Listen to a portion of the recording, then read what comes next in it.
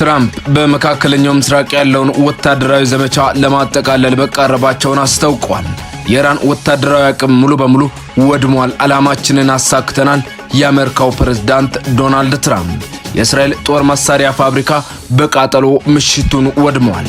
ትራምፕ የኔቶ አጋሮቻቸውን ፈሪዎች፣ ኔቶ ደግሞ የወረቀት ላይ ነብር ሲሉ ወረፉ። በሌላ በኩል ምሽት 2 ቢ52 ቦምብ ጣይ አውሮፕላኖች የኢራንን የአየር ክልል ጥሰው ገብተዋል። ክብሯን የተወደዳቸው የቲኩስ ኢንተርቴይንመንት ቤተሰቦች ለሳቱ ያስኳቸውን መረጃዎች ባጭሩ አስደምጣችኋለሁ። ለቻናሉ አዲስ ከሆናችሁ ሰብስክራይብ በማድረግ ጀምሩ።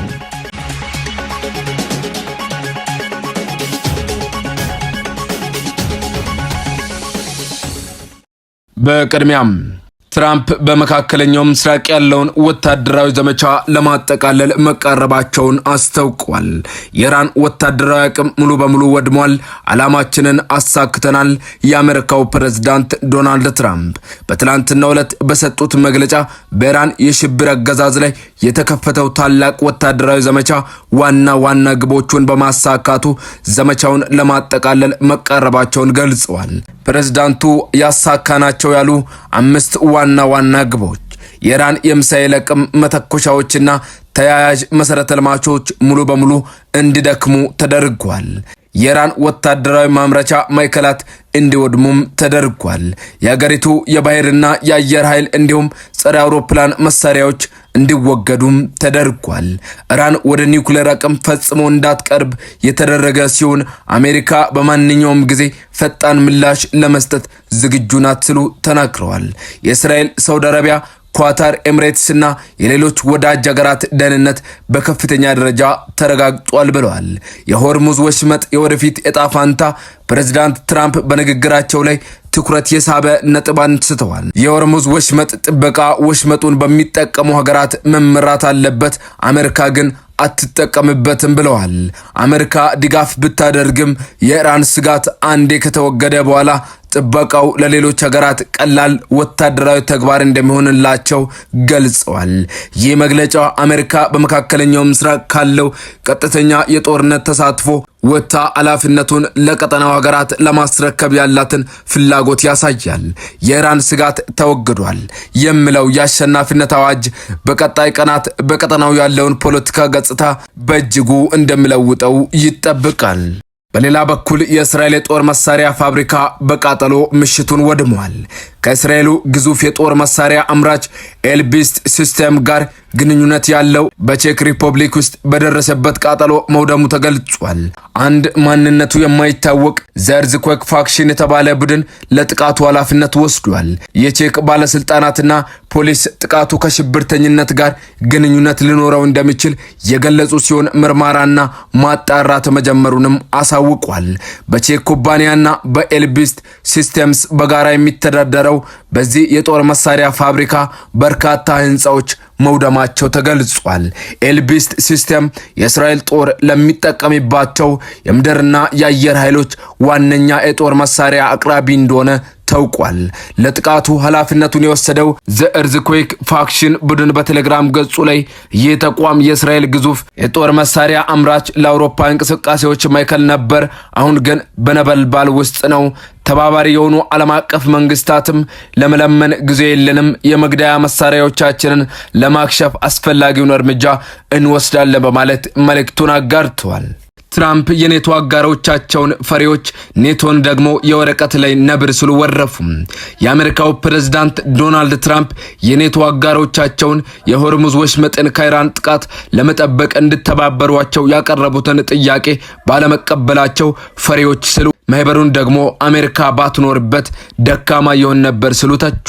ፕሬዝዳንቱ በማህበራዊ ሚዲያ ገጻቸው ላይ ባሰፈሩት ጽሑፍ በሆርሙዝ ወሽመጥ የሚተላለፉ መርከቦችን መጠበቅ ለኔቶ አባል ሀገራት ቀላል ይሆን ነበር በማለት ለመሳተፍ ባለመፍቀዳቸው ፈሪዎች በማለት ተችተዋል። ካለ ዩናይትድ ስቴትስ አሜሪካ ኔቶ የወረቀት ላይ ነብር ነው። ኢራን ኒውክሌር እንዳትጠቀም በሚደረገው ፍልሚያ ውስጥ ለመሳተፍ አልፈለጉም። አሁን ጦርነቱን በወታደራዊ ኃይል አሸንፈናል።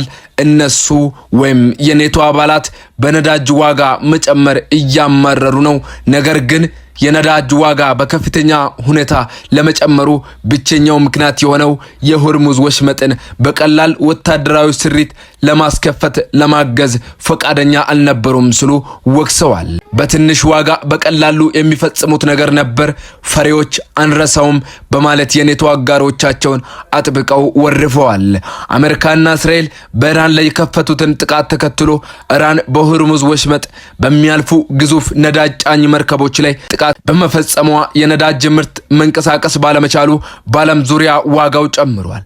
አሜሪካ የኔቶ አባል ሀገራት በወሽመጡ በኩል የሚያልፉ መርከቦችን ደህንነት በመጠበቅ እንዲያግዙ ብትጠይቅም ወደ ጦርነቱ መግባት እንደማይፈልጉ በመግለጽ ጥያቄውን ሳይቀበሉት በመቅረታቸው ትራምፕ ተቆጥተዋል።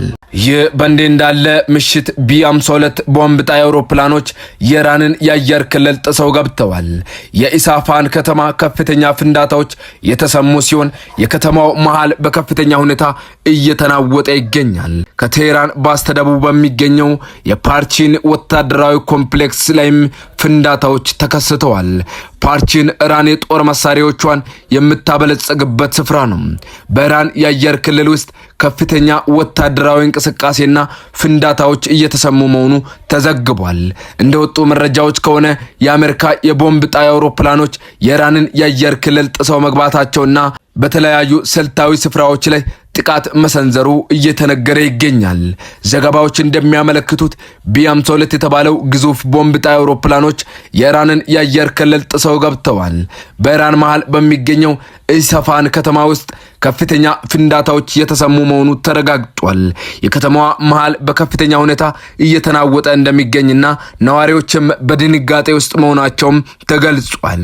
ኢስፋሃን የኢራን ወታደራዊና የኒውክሌር ምርምር ማዕከላት ከሚገኙባቸው ዋና ከተሞች አንዷ መሆኗ የክስተቱን አሳሳቢነት ጨምሯል። ከኢስፋሃን በተጨማሪ ጥቃቱ በቴህራን ደቡብ ምስራቃዊ በሚገኝ ፓርቺን ወታደራዊ ኮምፕሌክስ ላይም ማነጣጠሩ ተነግሯል። ፓርቺን ኢራን የተለያዩ ጦር መሳሪያዎችን የምታበለጽግበትና ስልታዊ ጠቀሜታ ያለው ስፍራ እንደሆነ ይታወቃል። በዚህ ስፍራ ተከታታይ ፍንዳታዎች መከሰታቸው ታውቋል። ይህ ጥቃት ከመፈጸሙ አስቀድሞ ቢ1 የተባሉ አውሮፕላኖች የአየር ክልሉን ተቆጣጥረውት እንደነበርና አሁን ደግሞ ምሽቱን ቢ52 አውሮፕላኖች መቀላቀላቸውን የዜና ምንጮች ዘግበዋል። በሌላ በኩል መርከቦች በሆርሙዝ ሰርጥ ለማለፍ $2 ሚሊዮን እንዲከፍሉ እየተገደዱ ይገኛሉ።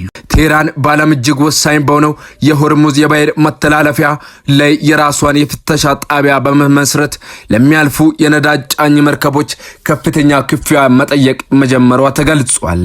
ክፈልና እለፍ የ$2 ሚሊዮን ክፍያ የመርከብ ኢንዱስትሪ መረጃ ተንታኙ ሎይዲስ ሊስት እንደዘገበው አንድ የነዳጅ ጫኝ መርከብ ድርጅት በሆርሙዝ ሰርጥ በሰላም ለማለፍ ለኢራን $2 ሚሊዮን ገደማ መክፈሉ ተረጋግጧል። ኢራን በራሷ የባህር ክልል አቅራቢያ የተፈቀደ የጉዞ መስመር ያዘጋጀች ሲሆን መርከቦች ቀድመው ክፍያ እንዲፈጽሙ እያስገደደች ይገኛል። በቀጠናው ባለው ጦርነትና የኢንሹራንስ ዋጋ መናር ምክንያት አብዛኞቹ ዓለም አቀፍ የንግድ መርከቦች እንቅስቃሴያቸውን ለማቆም ተገደዋል። ሆኖም የተመረጡ መርከቦች በዲፕሎማሲያዊ ግፊት ወይም ቀጥተኛ ክፍያ በመፈጸም በኢራን ጥበቃ ስር እያለፉ መሆኑ ተነግሯል። ይህም ኢራን የራሷን ነዳጅ እንድታጓጉዝ ስረዳት የሌሎችን የንግድ እንቅስቃሴ ግን በማነቆ እንዲያዝ አድርጎታል። የምዕራባውያን ኃያልነት የኢራንን የባህር ኃይል እገዳና ክፍያ የመጠቀም ተግባር ዓለም አቀፍ የባህር ላይ የንግድ ህግን የጣሰ ነው በማለት በጽኑ እያወገዙት ይገኛሉ። እስካሁን ባለው ሁኔታ ግን መርከቦች ያላቸው አማራጭ ሁለት ብቻ ሆኗል። ሚሊዮኖችን ከፍሎ ማለፍ ወይም ጉዟቸውን አቋርጦ መቆም። አድማጮች ለሰዓቱ ያስኳቸው መረጃዎች እስካሁኑ ናቸው። በቀጣይ በሌላ መረጃዎች እስከምንገናኝ ቸር ቆዩልኝ።